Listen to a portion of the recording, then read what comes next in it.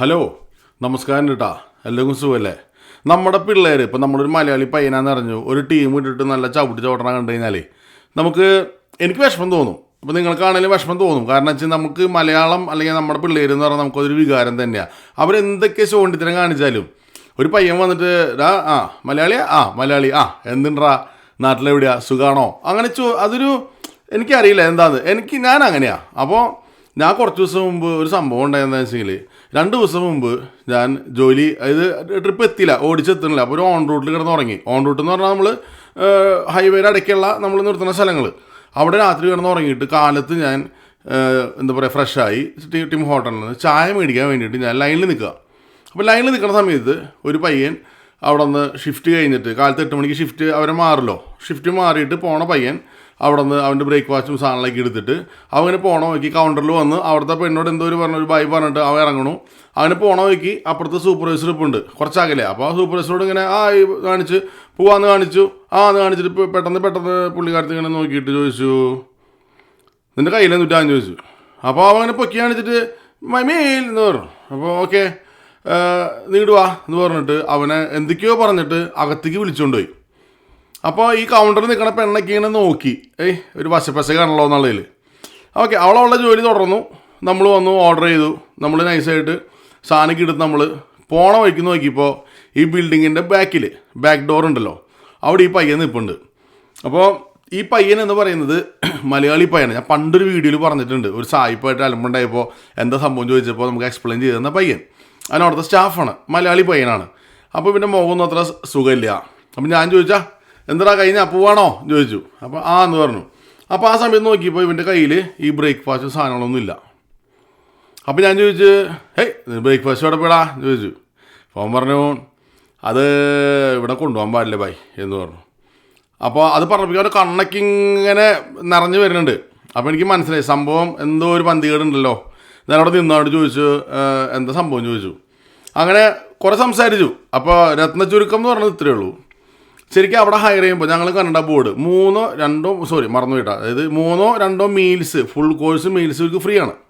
അപ്പം ഇവൻ സാധാരണ ചെയ്യണ പണി എന്ന് വെച്ചാൽ നൈറ്റ് നിന്ന് കഴിഞ്ഞിട്ട് പോണ സമയത്ത് ഇവൻ്റെ മീല് എടുത്തിട്ട് അവൻ പോകും. അതായത് ബ്രേക്ക്ഫാസ്റ്റ് ചായയും പിന്നെ എന്തെങ്കിലും ബാഗിലോ വാട്ടവർ എടുത്തിട്ട് സാൻഡ്വിച്ച് എടുത്തിട്ട് അവൻ പതുക്കെ പോകും. അപ്പോൾ അവരുടെ ശരിക്കുള്ള ആക്ച്വൽ റൂൾ അനുസരിച്ചിട്ട് ഓരോ ടിം ഹോട്ടൽസിൻ്റെ ഓരോ ഫ്രാഞ്ചൈസിക്കും ഓരോ റൂളാണ്. ചില ആൾക്കാർക്ക് അവരുടെ ഭക്ഷണം പുറത്ത് കൊണ്ടുപോകാനുള്ള പെർമിഷൻ ഈ എംപ്ലോയീസിനുണ്ട്. അതായത് അവരുടെ ഭക്ഷണം എടുക്കാം, അവർക്ക് പുറത്തേക്ക് പോവാം. ചില ആൾക്കാർ അവിടെ ഇരുന്ന് തന്നെ കഴിക്കണം. അപ്പോൾ ഈ സ്ഥലത്ത് ഈ ലൊക്കേഷനിൽ അവിടെ പുറത്ത് കൊണ്ടുപോകാൻ പാടില്ല. അവിടെ തന്നെ ഒരുപാട് ഡെസ്കും സാധനങ്ങളൊക്കെ ഉണ്ട്, അവർക്ക് അവിടെ ഇരുന്ന് കഴിക്കണം. അപ്പോൾ ഈ പയ്യൻസ് ഇവിടെ കുറേ വർഷങ്ങളായിട്ട് ജോലി ചെയ്ത്, ഇവിടെ സ്റ്റുഡൻ്റായിട്ട് വന്നപ്പോൾ തൊട്ടേ അവിടെ ജോലി ചെയ്ത് വർക്ക് പെർമിറ്റിലാണ് ഇപ്പോൾ. അപ്പോൾ അത്രയും വർഷത്തെ പരിചയം ഉണ്ട്. അതിൻ്റെ പേരിൽ ഇവനോട് പറയും, കുഴപ്പമില്ല നീ കൊണ്ടുപോയിക്കോ എന്ന് പറയും. അപ്പോൾ ഇവൻ്റെ ഒരു ഫ്രണ്ട് ഇവനെ കൊണ്ടുവരാൻ വരും. അവൻ്റെ കൂടെ കാറിൽ കയറി പോകും, വീട്ടിൽ പോയി കുളിച്ച് ഫ്രഷായിട്ട് അവനത് കഴിക്കും. ഇതാണ് ഇവൻ്റെ രീതി. വർഷങ്ങളായിട്ട് അവൻ ചെയ്തുകൊണ്ടിരിക്കുന്ന പരിപാടിയാണിത്. വർഷങ്ങളല്ല, കാലങ്ങളായിട്ട് അവൻ ചെയ്തുകൊണ്ടിരിക്കുന്ന പരിപാടി. ഇപ്പം എന്താ പറ്റിയെന്ന് വെച്ചെങ്കിൽ ഇവൻ്റെ വർക്ക് പെർമിറ്റ് റിന്യൂവലിന് കൊടുത്തിരിക്കുകയാണ്. ആ സാധനം ഇനി ഒരാഴ്ചയും കൂടി അവനുള്ളൂ. ചുരുക്കം പറഞ്ഞു കഴിഞ്ഞാൽ ഇവിടെ ഒരുപാട് കുട്ടികൾ ഇപ്പോൾ ഈ പറഞ്ഞ നമ്മുടെ ഈ ടെമ്പററി വർക്ക് പെർമിറ്റ് ആ സാധനം കിട്ടാതെ പെട്ടുകിടക്കുന്ന ആൾക്കാരുണ്ട്. അപ്പോൾ ഇവൻ്റെ കഷ്ടകാലം എന്ന് പറഞ്ഞാൽ മതി. ഇപ്പോൾ ഇലക്ഷൻ കഴിഞ്ഞു, എല്ലാം ഇവർ ശരിക്കും പറഞ്ഞു കഴിഞ്ഞാൽ സ്റ്റോപ്പ് ചെയ്തേക്കാം. എല്ലാ വിസ പ്രോസസ്സിങ്ങും ഇങ്ങനെ ചവിട്ടി വെച്ചിരിക്കുകയാണ്. അവർക്ക് 2.5% ആൾക്കാർ വീണ്ടും ഇറക്കി വിടണം പുറത്തേക്ക്. അതായത് അത് പറയുമ്പോൾ തന്നെ ഓൾമോസ്റ്റ് 1 ലക്ഷം ആൾക്കാരെ പുറത്തേക്ക് ഇറക്കി വിടുന്ന സിറ്റുവേഷനിൽ കാനഡ ഇപ്പോൾ നിൽക്കണത്. സംഭവം അത് കഴിഞ്ഞാൽ വീണ്ടും കാനഡ ഉഷാറാവും, അത് വേറെ സൈഡ് അവിടെ ഇരിക്കട്ടെ. അപ്പോൾ ഈ പയ്യൻ്റെ കാര്യത്തേക്ക് വരുമ്പോൾ ഇവൻ ഇത്ര കാലം ഇങ്ങനെ വർക്ക് പെർമിറ്റിലൂടെ നിന്നു, അവൻ്റെ എക്സ്റ്റൻഷന് വെച്ചിരിക്കുകയാണ്. അടുത്ത ആഴ്ച കഴിഞ്ഞാൽ പിന്നെ അവന് അവിടെ സ്റ്റാറ്റസ് ഇല്ല വർക്ക് ചെയ്യാനായിട്ട്. അപ്പോൾ ഈ പെണ്ണും പിള്ളേക്ക് അറിയാം ഇവന് ഇനി ഒരാഴ്ചയും കൂടി ഉള്ളൂ. അപ്പോൾ പിന്നെ ഇനി ഇവനെ വല്ലാണ്ട് ഇതാക്കേണ്ട കാര്യമില്ല. കാരണം ഇതൊരു ഹള്ളി ഏരിയയാണ്. അതായത് ഹൈവേയുടെ അത്ര വലിയൊരു ഹൈടെക് സെറ്റപ്പുള്ള സ്ഥലമൊന്നുമല്ല, വല്ലാണ്ട് ഉള്ളിൽ സ്ഥലം കിടക്കണേ. അപ്പോൾ അവിടേക്ക് ആൾക്കാരെ കിട്ടാണ്ട് കുറച്ച് പാടാ. അപ്പോൾ ഇവൻ വന്ന കാലം തൊട്ട് നല്ല പട്ടിപ്പണി. ഇവൻ പറഞ്ഞതെന്ന് വെച്ചെങ്കിൽ ആ സൂപ്പർവൈസർ വരെ പല ഷിഫ്റ്റിലും ഇവരെ കൊണ്ട് പറ്റാത്തേക്ക് നമ്മൾ പറഞ്ഞു. അതും ഇതുണ്ട്, ഡ്രൈവ് ത്രൂ. അതായത് ഇവരിവിടെ വർക്ക് ചെയ്യുമ്പോൾ തന്നെ മറ്റേ ഇത് വരും, ചെവിയിൽ ഇൻസ്ട്രക്ഷൻ വരും, അത് അപ്പുറത്ത് കൊടുത്തുകൊണ്ടിരിക്കണം. അങ്ങനെ നല്ല തിരക്കായിരിക്കും ഇവർക്ക്. മുള്ളുമ്പോൾ നിൽക്കണ പോലെ ഈ പിള്ളേരുന്ന് പണിയാണ് നമ്മൾ കാണണത്. അപ്പോൾ ഇത്രയും കഷ്ടപ്പെട്ടിട്ട് ഈ സാധനം ചെയ്തു. ഞാൻ അടുത്ത ആഴ്ച ഇവിടുന്ന് ഇറങ്ങും. അപ്പോൾ പുള്ളിക്കാരത്തി അപ്പോൾ അതായത് 2 ആഴ്ച മുമ്പേ തുടങ്ങി ഇവർ ഇറങ്ങും എന്ന് പറഞ്ഞപ്പോൾ തന്നെ ഇവനിട്ടിങ്ങനെ ഒരു ചവിട്ടിൽ തുടങ്ങി. അപ്പോൾ ഈ പാവത്തിനാണെന്ന് വെച്ചെങ്കിൽ അതനുസരിച്ച് നിൽക്കാനുള്ള ആ ഒരു താക്കത്തില്ലാത്തതുകൊണ്ട് അവനിങ്ങനെ കുഴപ്പമില്ല സാധാരണ ചെയ്യണ പോലെ അവനത് ചെയ്തു. അപ്പോൾ ഞാൻ ചോദിച്ചു, നീ എന്ത് ചെയ്തതെന്ന് പറഞ്ഞു. ഞാനടുത്ത് ഭക്ഷണം കളഞ്ഞു കേട്ടോ, ഞാൻ എടുത്തില്ല എന്ന് പറഞ്ഞു. അതായത് അഭിമാനം എന്നുള്ള സാധനം ഉണ്ടല്ലോ എന്ന് പറഞ്ഞു. ഞാൻ ചോദിച്ച്, എടാ ഞാൻ ബ്രേക്ക്ഫാസ്റ്റ് ഞാൻ മേടിച്ചിട്ടുണ്ട്, ചായ ഒരു സിപ്പ് കുടിച്ചിട്ടുണ്ട്, ഇത് വേണമെങ്കിൽ നീ എടുത്തോ, നീ ഇത് എടുത്തോ കേട്ടോ, ഞാൻ വേറെ മേടിച്ചോളാം എന്ന് പറഞ്ഞു. അവൻ പറഞ്ഞു വേണ്ട ഏട്ടാന്ന് പറഞ്ഞു. അത് വേണ്ടാന്ന് പറയുമ്പോൾ അവൻ്റെ ഒരു മുഖത്ത് ആ ഒരു ആത്മാഭിമാനത്തിൻ്റെ ഒരു ഇതും സങ്കടവും എല്ലാം കൂടിയിട്ടാൻ പറഞ്ഞു വേണ്ട ഏട്ടാന്ന് പറഞ്ഞു. ഞാൻ പറഞ്ഞു, എടാ എൻ്റെ മോൻ്റെ പ്രായം നീ ഉള്ളൂ, നീ ഇത് എടുത്തോ, എനിക്കൊരു കുഴപ്പമില്ല കൂട്ടാ, ചെറുമ്പ് വേറെ മേടിച്ചോളാം, ഒരു കുഴപ്പമില്ല എന്ന് പറഞ്ഞു. അപ്പോഴും അവൻ പറഞ്ഞു, ചേട്ടാ താങ്ക്സ് ചേട്ടാ, വേണ്ട ഞാൻ വീട്ടിൽ പോവാ എന്ന് പറഞ്ഞു. എന്നിട്ട് അവൻ പറഞ്ഞേ, ഇവിടെ പട്ടിപ്പണി എടുത്ത എൻ്റെ പൈസ കുറേ നമ്മൾ സേവ് ചെയ്ത് വെച്ചിട്ടുണ്ട്, അതുകൊണ്ട് ഇതിനെക്കാട്ടി രാജകീയമായിട്ട് കഴിക്കാനുള്ള കാശില്ലാഞ്ഞിട്ടല്ല. പക്ഷെ എനിക്ക് ഏറ്റവും വിഷമമായത് ഒരു കള്ളനെ പോലെ ഇവർ കണ്ട ആൾക്കാരെ മുന്നേ വെച്ചിട്ട് ഇവരിത് ചെയ്തില്ലേ. പലപ്പോഴും പല ഫെയിലിയർ, ഇപ്പോൾ പവർ ഫെയിലിയർ, ടെക്നിക്കലി ഫോൾട്ട് അലമ്പ് വരുമ്പോൾ ഇവരെ കൊണ്ട് ചെയ്യാൻ പറ്റാത്ത കാര്യം വരെ നമ്മളത് എനിക്ക് നമുക്ക് വേണമെങ്കിൽ പറയാം, ആൾ വരട്ടെ കൊണ്ട് മുന്നാണ്ട് നിൽക്കാം, പക്ഷെ നമ്മളത് ചെയ്ത് കൊടുക്കും ചേട്ടാ. അങ്ങനെയൊക്കെ അതായത് എല്ലാ കാര്യങ്ങളും എൻ്റെ സ്വന്തം വീട് പോലെ ഞാൻ കരുതിയിരുന്ന സ്ഥലം. ഞാൻ വന്ന അന്ന് തൊട്ട് ഇവിടെയാണ് ഞാൻ ആദ്യമായിട്ട് ജോലിക്ക് കയറിയത്, വേറെ സ്ഥലത്ത് ജോലിക്ക് പോയിട്ടില്ല.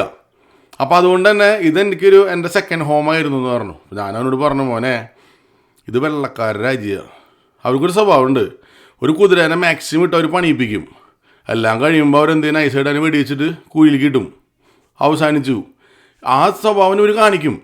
അപ്പോൾ ആ ഒരു കരുണ, ദയ, അനുകമ്പ, ദീനാകുമ്പ ഇത് സാധനം ഒന്നും നോക്കണ്ട, ഇതൊന്നും കിട്ടില്ല. ഇത് നിനക്ക് ഞാൻ പറഞ്ഞത് കാനഡയിൽ നീ വന്നിട്ടുള്ള ഫസ്റ്റത്തെ പഠിപ്പാണ്. നീ എവിടെയെങ്കിലും ജോലി ചെയ്യുമ്പോൾ നീ ജോലിനെ സ്നേഹിക്കുക, ജോലി സ്ഥലവും അവിടെയുള്ള ആൾക്കാർ സ്നേഹിക്കേണ്ട, സ്വന്തം ജോലിനെ സ്നേഹിക്കുക. ഇത് ഞാൻ പറഞ്ഞുള്ളതല്ല, വലിയ വലിയ മഹാന്മാർ പറഞ്ഞുള്ള. എൻ്റെ അറിവ് ശരിയാണെങ്കിൽ മൈക്രോസോഫ്റ്റിൻ്റെ ഫാദർ ഉണ്ടല്ലോ, പുള്ളിക്കും പറഞ്ഞിട്ടുള്ള ഡയലോഗുകളാണിത്. ആപ്പിളിൻ്റെ അതുകൊണ്ട് പുള്ളി പറഞ്ഞുള്ളതാണ്. അതായത് നമ്മൾ ജോലിനെ സ്നേഹിക്കുക, ജോലി സ്ഥലത്തിനെ സ്നേഹിക്കരുത്. അപ്പോൾ നമുക്ക് ആ ജോലിയിൽ നമുക്ക് പോകാനും പിടിക്കാനും ഒരു ബുദ്ധിമുട്ടുണ്ടാവില്ല. അപ്പോൾ ഇവന് പെർമിറ്റില്ലാന്ന് കണ്ടു, നൈസായിട്ട് എടുത്ത് ചവിട്ടി പുറത്തിട്ടു. ഞാനീ പറഞ്ഞത് ഇത്രയേ ഉള്ളൂ. നമ്മുടെ ഒരുപാട് കുട്ടികൾ ഇപ്പോഴും ഇവിടെ പല സ്ഥലങ്ങളിലും നിൽക്കുന്നുണ്ട്. ഇപ്പോൾ ഇവർ സ്ട്രേറ്റ് ഫോർവേഡ് ആയതുകൊണ്ട് ചവിട്ടി പുറത്തിട്ടു. പക്ഷേ നമ്മുടെ കുട്ടികൾ കുറേ സ്റ്റാറ്റസ് ഇല്ലാതെ പല പല സ്ഥലങ്ങളിൽ ജോലി ചെയ്യുന്നുണ്ട്.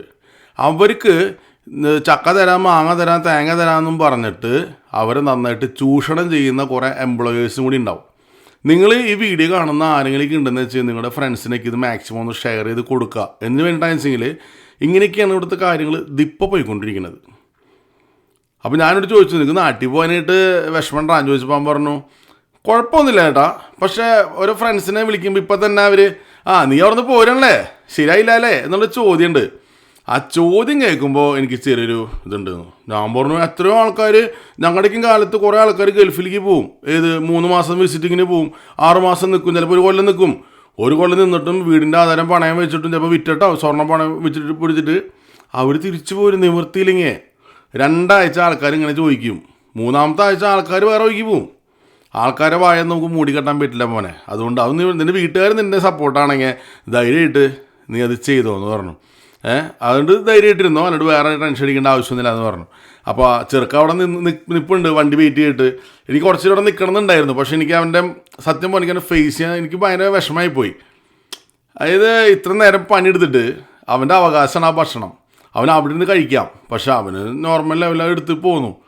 പക്ഷേ ഈ തള്ളപ്പിടി കാണിച്ച പണി അത്ര കാലമൊന്നും അവർക്ക് അവരുടെ നിയമവും നോക്കണ്ട, ഒന്നും നോക്കണ്ട.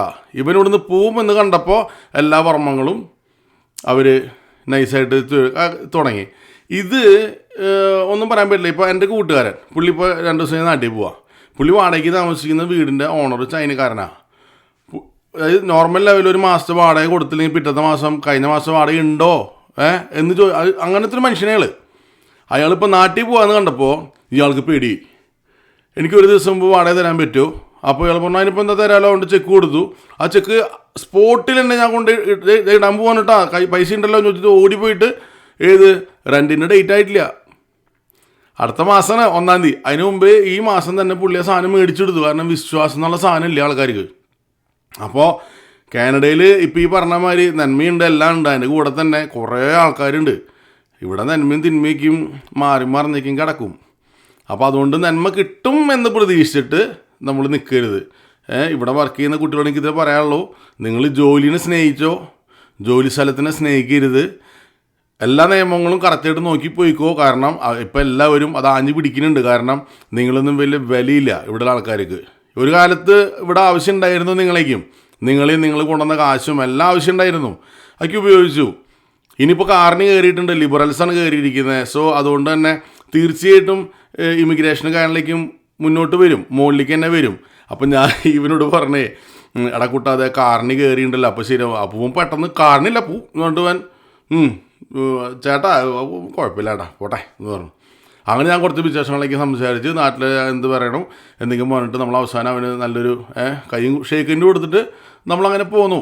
പക്ഷേ അവനൊക്കെയുണ്ടല്ലോ, അവനക്ക് ഇവിടെ നിന്ന് കിട്ടിയാണ്ടല്ലോ നല്ല. കാരണം ഇന്നലെ അവൻ പഠിച്ച പാഠം സൂപ്പർ പാടാ, ലൈഫിൽ മറക്കില്ല അവനത്. അതൊക്കെയാണ് തീയിൽ നമ്മൾ കുരുക്കുക എന്നുള്ള സാധനം. വെയിലത്ത് പാടാളല്ല. അപ്പോൾ എല്ലാം പറഞ്ഞാൽ മതി, വീണ്ടും കാണാം. പിന്നെ ഒരു കാര്യം, നമ്മുടെ വീഡിയോസും കാര്യങ്ങളിലേക്കും അറിയാമല്ലോ, നമ്മളിപ്പോൾ കുറച്ച് കാലമായിട്ട് കുറച്ചൊരു ക്ഷീണത്തിലാണ് പോയിക്കൊണ്ടിരിക്കുന്നത്. അപ്പോൾ നമ്മുടെ വീഡിയോസൊക്കെ നിങ്ങൾ പറ്റാവുന്ന നിങ്ങളുടെ ഫ്രണ്ട്സിലേക്ക് ഒന്ന് ഷെയർ ചെയ്ത് കൊടുക്കുക. പറ്റാവുന്ന ആൾക്കാരേക്കും നമ്മുടെ ചാനലിലേക്കും സബ്സ്ക്രൈബ് ചെയ്യുക. ഞാൻ സാധാരണ ഇത് കുറച്ച് കാലത്ത് പറയാറില്ല, പക്ഷെ നമുക്ക് കുറച്ച് തട്ടുകടയ്ക്കും പറ്റി, അതിൻ്റെ പേരിലാണ്. അപ്പോൾ നിങ്ങൾ തന്നെ വിചാരിച്ചാൽ ഈ സാധനം വീണ്ടും ഇനി അപ്പാവുള്ളൂ. അതുകൊണ്ട് ദയവ് ചെയ്ത് മാക്സിമം ഫ്രണ്ട്സിനേക്ക് ഒന്ന് ഷെയർ ചെയ്തും അതുപോലെ ഒന്ന് ലൈക്ക് ചെയ്യുക, സബ്സ്ക്രൈബ് ചെയ്യുക കേട്ടാ. അത് ചെയ്താൽ സന്തോഷമാവും, ഇല്ലെങ്കിലും കുഴപ്പമൊന്നുമില്ല, വണ്ടി അങ്ങോട്ട് പോട്ടേന്നേ. അപ്പോൾ ശരി എന്നാട്ടാ, വീണ്ടും കാണാം.